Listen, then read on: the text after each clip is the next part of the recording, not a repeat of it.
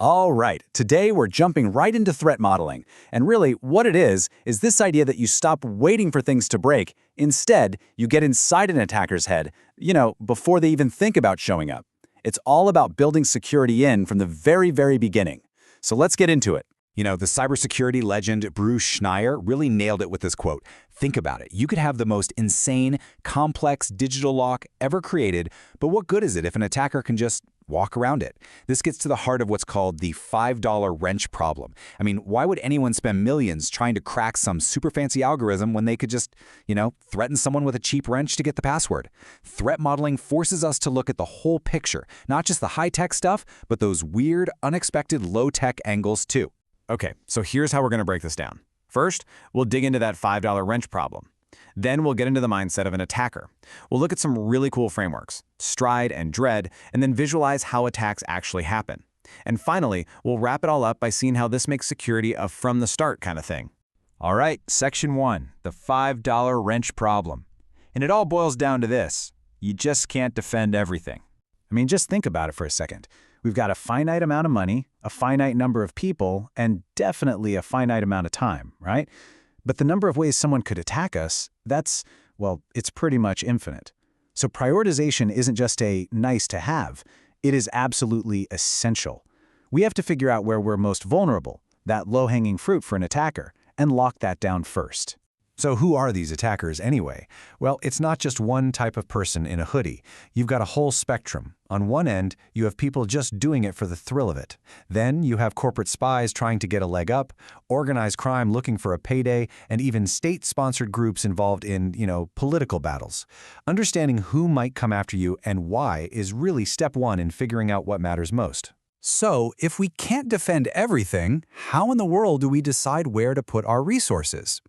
Well, the answer is to flip the script. You stop thinking like a defender and you start thinking like an attacker. And that right there is the whole art of threat modeling. So what is threat modeling?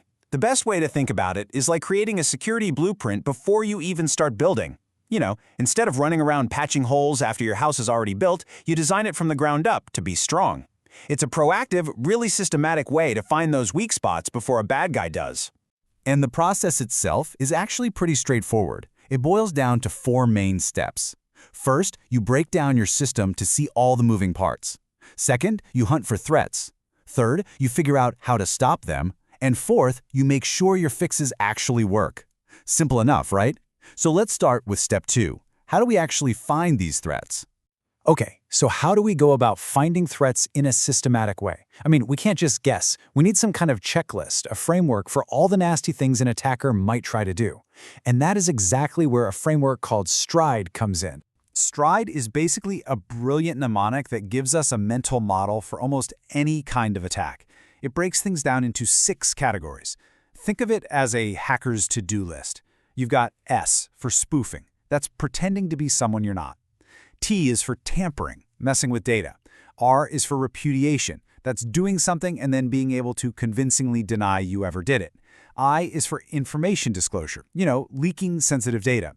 D is for denial of service, which is just making a system unavailable. And finally, E is for elevation of privilege, getting access and powers you're not supposed to have. So by going through our system piece by piece and asking, could someone do any of these things here? We start finding weaknesses. So, after we go through the STRID exercise, we're probably going to have this huge list of potential threats, which is great, but it brings us right back to our original problem, doesn't it? We have limited resources. We can't fix everything at once. So, the big question is, what do we fix first? And this is where another great model called Dread becomes your best friend. Dread is a really straightforward but super powerful way to give each of those threats a score. It lets you objectively rank them so you know exactly where to point your teams first. Just like Stride, Dread is an acronym. It helps us turn a vague feeling of risk into a concrete number. For every threat we found, we're going to ask 5 specific questions and give each one a score, let's say from 1 to 10. It's all about quantifying the risk. Okay, let's walk through a quick example to make this real. Let's say the threat is an attacker tampering with an ATM transaction. First up, D for damage. How bad would this be? Well, you've got direct financial loss plus a huge loss of customer trust. That's pretty bad. Let's give it a 9 out of 10. Next, R for reproducibility. How easy is it to do this attack over and over? Well, once someone figures out the trick, they could probably hit every ATM in the city. So yeah, that's a perfect 10. Then we have E for exploitability.